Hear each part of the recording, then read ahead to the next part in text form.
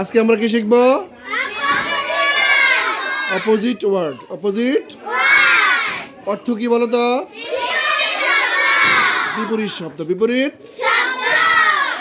যে যে শব্দগুলোর বিপরীত শব্দ শিখবো সেই শব্দগুলো আগে আমরা শিখি নাকি? প্রথম শব্দটা কি বলো তো? অর্থ কি? তারপরটা কি? স্ট্রং, শক্তিশালী। শক্তি বা বলবান, বলশালী, বিভিন্ন অর্থ লিখতে পারো নাকি? তারপরটা কি? শর্ট, শর্ট অর্থ। তারপরটা কি? মেনি অর্থ। নিয়ার, নিয়ার অর্থ কি? তারপরটা কি? হট, হট মানে গরম, তাহলে আমরা লিখবো কি? কোল্ড। হট মানে গরম, আমরা লিখবো কি? ঠান্ডা নাকি? স্ট্রং, শক্তিশালী। স্ট্রং, শক্তি, শক্তিশালী বিপরীত শব্দ হচ্ছে উইক। কি হবে? উইক অর্থ দুর্বল। উইক অর্থ কি? শর্ট অর্থ তো খাটো যদি হয় বিপরীত শব্দ হবে লম্বা। কি হবে? তো টল। কি হবে?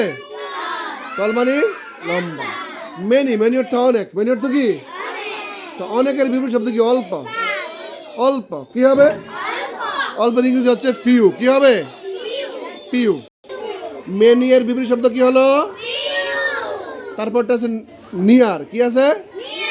নিয়ার মানে নিকটে। নিয়ার মানে তো নিকটে মানে দূরে হবে, বিপরীত শব্দ হবে দূরে। দূরে ইংরেজি কি? ফার। দূরে ইংরেজি কি? Up.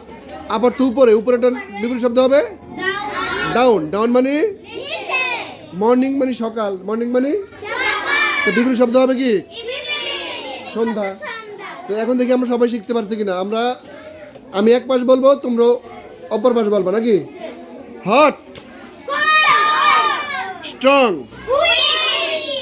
Short, many, near, up, morning. এভাবে অর্থ সহকারে লিখলাম, কারণ যাতে তোমরা সহজে বুঝতে পারতে পারো নাকি?